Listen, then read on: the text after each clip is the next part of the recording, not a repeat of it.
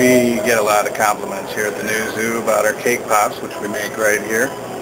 But getting the recipe down so that we could mass produce them quickly and get the same result every time.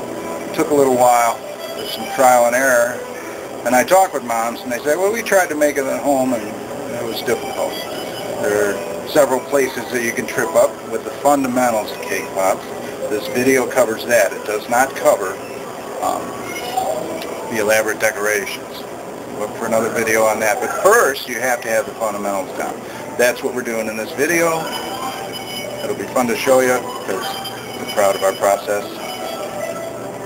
Alright, here we go. Okay. We're taking an ordinary cake. We baked it the ordinary way. And now we're breaking it up into chunks. The chunks will go in the mixer. I'm going to start with a dough hook. I'm going to move to the whip. The whip is more delicate. The cake shouldn't be too tough for it, but I saw one of those things break once and then they're useless. So I'm just going to do it like this for a while. This is a dough hook that you can use to mix dough.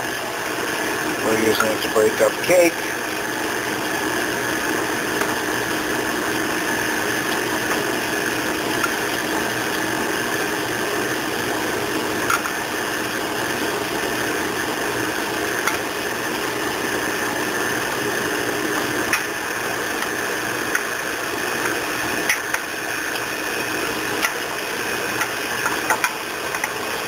Any kind of cake mix is good.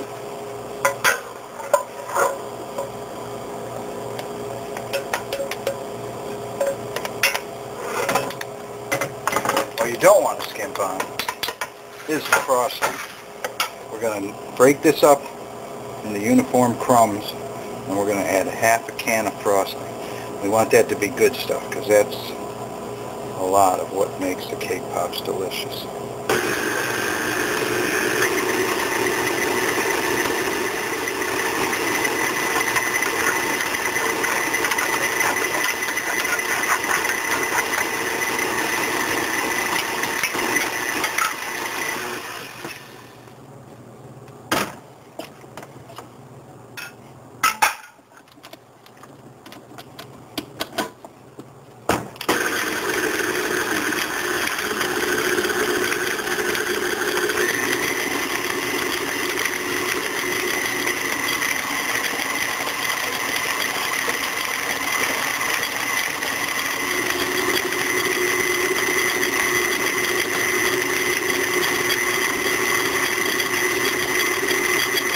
The reason you want to have a nice uniform blend of cake crumbs and frosting and a texture like fudge is if you don't have a uniform texture, you get blobs of pure frosting in there.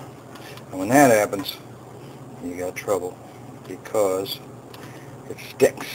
It sticks all over the place. The stuff we're working with now, it becomes like fudge.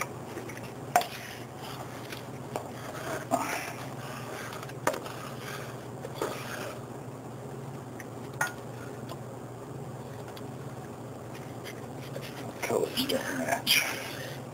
Kind of like that. You always want the frosting to be the same as the cake. So it's chocolate cake, chocolate frosting. I suppose you could mix it up if you like. I'm not going to argue. This is just the way I do it.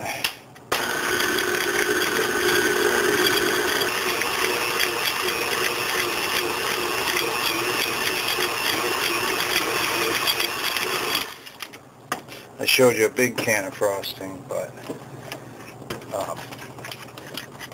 it's half of a small can. Anyway, that's your judgment. If the cake comes out dry, you might add some more frosting, vice versa.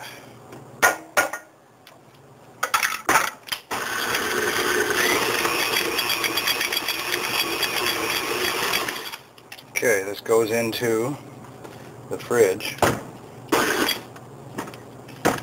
and once there and it's cooled, we're going to make it into the cake cake balls, and we're going to dip those in frosting after we put little popsicle sticks in it. And that'll be fun.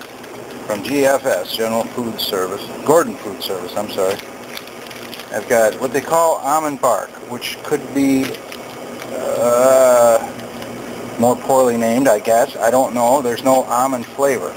It's just milk chocolate, which we're going to melt in this little glass bowl, and we're going to dip the chocolate into it. I'm sorry, the cake balls to make cake pops. It says almond bark. There's no almond flavoring. There's no tree bark in it. I don't know why they call it that, but they do. And it comes in a bunch of different flavors.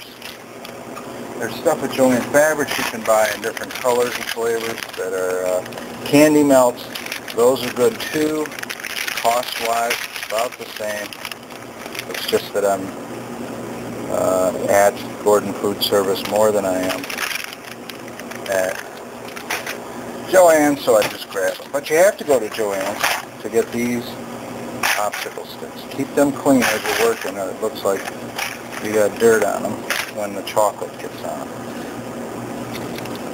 We've got, each of these is a tablespoon. We're using them to scoop cake batter mixture, which is now chilled, and you can see how with a little bit of pressure it forms its own parting line. See that? Now you've got the basic shape of what we want for a cake pop. That's how that operation works. It isn't that exciting, but it is kind of cool to watch the cake pops being formed.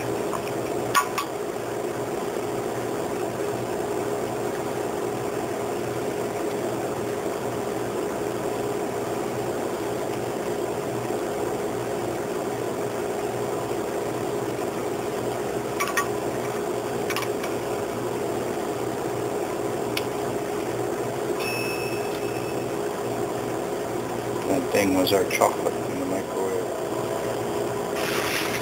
We've got a little dish of melted chocolate. We've got our cake pop balls that are formed. And what we're doing here is the step that's crucial. So if you just put this in without the chocolate as glue, then what you've got is cake pop that might come apart when you're trying to dunk it in the chocolate. So this is a very important part of the process, and it's very important not to get chocolate on the sticks. People will think, ew, that's gross. What is that on a stick? Alright, these are chilled, and I want to show you the difference between a regular stick with no chocolate in it and the one with the chocolate that's gluing it in there. Look at that. You really got to pull on it to get it out. Alright, so I ruined that one. I'll use it for a taste test. Set it over here. Alright. Almost ready to start dipping it. Doesn't look melted. See, we've got chocolate and we've got that oil in there, and we've also got this glass dish that is kind of hot. Look, the chocolate is melted. Isn't that cool? It keeps its shape until you mess with it. All I'm going to do is stir in the oil. You want the chocolate, when you're ready to dip, to be almost turning back into a solid. That's the temperature you want.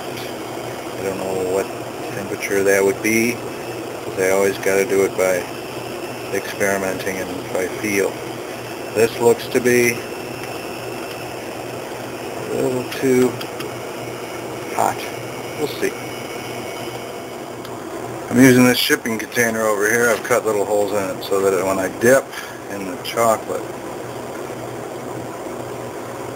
then I can stand it up and put it in there. This one isn't ready. It looks pretty good, actually. You might have the right amount of oil and the right temperature of the chocolate. You can see there's a drip forming there, and if I turn it up right, it'll run right down. So we don't want that. So just hold on to it a while. If you get the right temperature, you don't have to stand here holding this thing while it drips. Watch my technique. I'm immersing it, and now as I come up and jiggling it, that thins out that layer of chocolate so that it's easier to eat.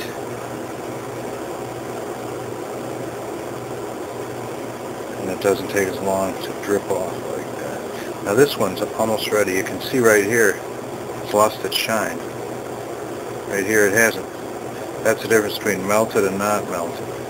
At this point, if you wanted sprinkles, which we don't because we don't like to clean them up. Little kids are eating these things, so sprinkles get all over. So you would roll it in a pot of sprinkles and it'd be ready to go. See, this one's almost ready. You see the difference in the two. The one that's not shiny is already hardened up. The other one's almost ready to put in our little holder. There we go. I'll show you a few more. You'll get the hang of it. The worst case scenario is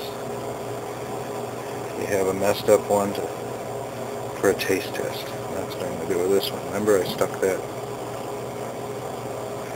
other lollipop stick in it to show you how without that dab of chocolate holding it into the cake ball, it's hard to dip the cake pot without it falling off the stick.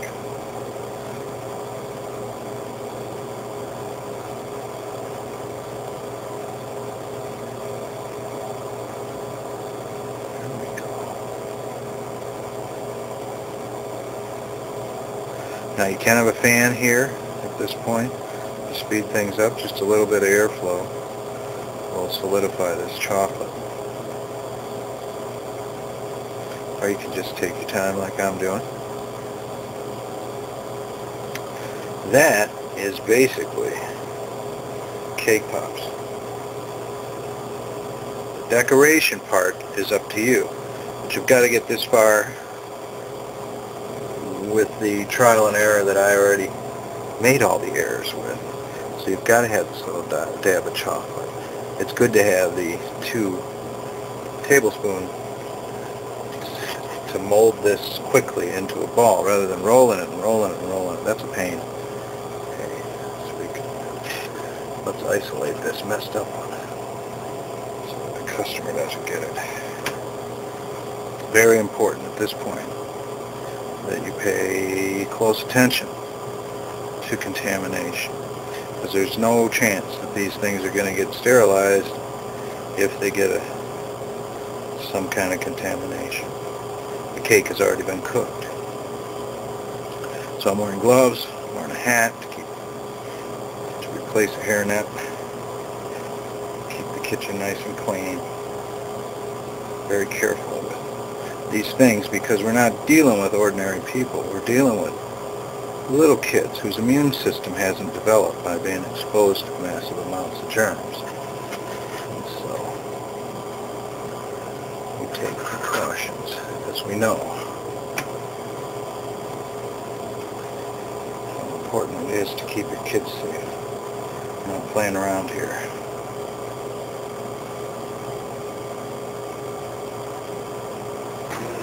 Okay, I've melted some white chocolate.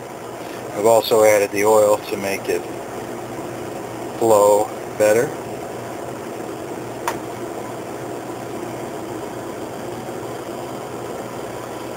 It's just the same as the dark chocolate. I think it tastes the same too. So I don't make too many white chocolate cake pops. Doesn't seem to cover as well either. That's alright, I thought you might get a kick out of seeing me dip the difference. Once you've got